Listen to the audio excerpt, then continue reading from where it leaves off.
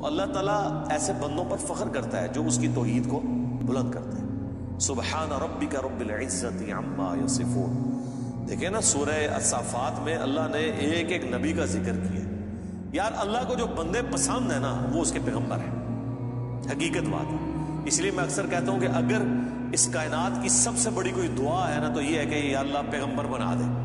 لیکن یہ دعا حرام ہے کیونکہ پیغمبر کا عہدہ وہبی ہے، کسبی نہیں ہے. وہبی ہے یعنی گاڈ گفٹڈ، کسبی یعنی ایفرٹ پٹ کر کے نہیں آپ حاصل کر سکتے. اگر اس کائنات کی کوئی سب سے بڑی دعا ہے نا تو یہی ہے کہ اللہ پیغمبر بنا دے، تو یہ تو پاسبل نہیں. تو اس کے بعد دوسری دعا یہ ہے کہ ہمیں قیامت میں اور جنت میں انبیاء کا پڑوس نصیب فرما. آمین. اس سے بڑی کوئی دعا ہو ہی نہیں سکتی. تو اللہ کو اپنے پیغمبر اتنے پسند ہیں. اللہ تعالیٰ اتنی تعریف کر رہا ہے ابراہیم کی کہ اللہ تعالیٰ کے لیے بس ابراہیم ہی ہے انسانیت میں. اس طرح ذکر ہے.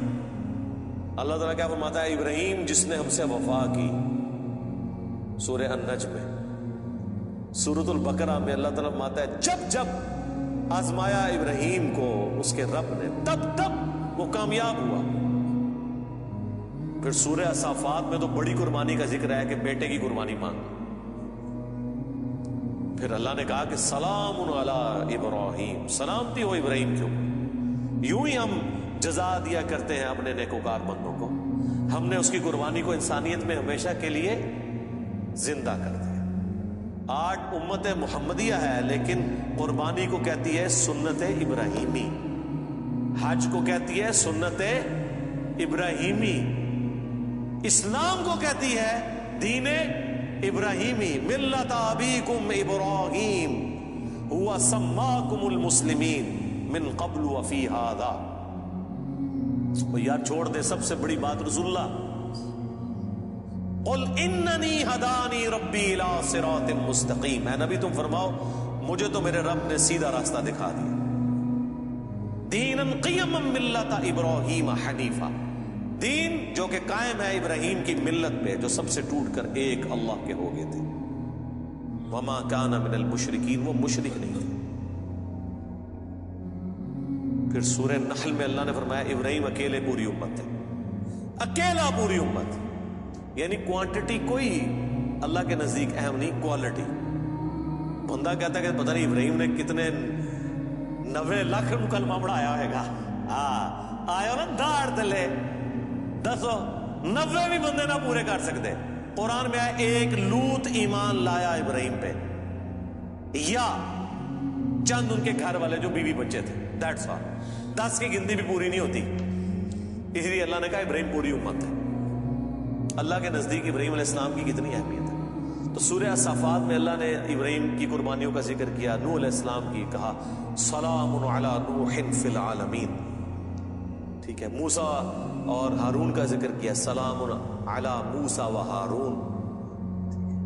اور پھر اللہ تعالیٰ نے اینڈ پہ جا کے کنکلوڈ کیا سورہ صافات میں تمام انبیاء پہ الگ الگ ذکر کر کے ان پہ سلامتیاں بھیج کے اینڈ پہ اللہ نے کہا سبحان ربک رب العزت عما یصفون. تیرا رب پاک ہے ہر اس شرک کی برائی سے جو لوگ اس کی طرف منسوب کرتے ہیں. کسی کو یہ ٹینشن نہ ہو جائے کہ اگر اللہ کے ساتھ کوئی شرک کرتا ہے یا اللہ کے لیے برے نام رکھتا ہے یا مخلوقات میں سے کسی کو اللہ کے برابر ٹھہراتا ہے تو اللہ کو کوئی ٹینشن ہو گئی ہے. نو، سبحان ربک رب العزہ، بے شک تیرا رب جو عزت والا ہے، پاک ہے، بلند ہے اس شرک سے جو لوگ اس کی طرف منسوب کرتے ہیں. وَسَلَامٌ عَلَى الْمُرْسَلِينَ. اس کے اندر پتہ کیا درد ہے؟ اللہ کہتا ہے ہمارے لیے تو ہمارے پیغمبر ہی کافی ہیں، سلامتی ہو ہمارے پیغمبروں پر. انہوں نے ایسا حق ہمارا ادا کیا کہ پوری انسانیت گمراہ بھی ہو جائے نا ہمیں کوئی پرواہ نہیں ہے. ہمارے جو سچے بندے تھے ابراہیم، موسیٰ، عیسیٰ، نوح، آدم، محمد رسول اللہ صلی اللہ علیہ وآلہ وسلم، ان پر سلامتی ہو. والحمدللہ رب العالمین. اور تمام تعریفیں پھر اللہ کے لیے.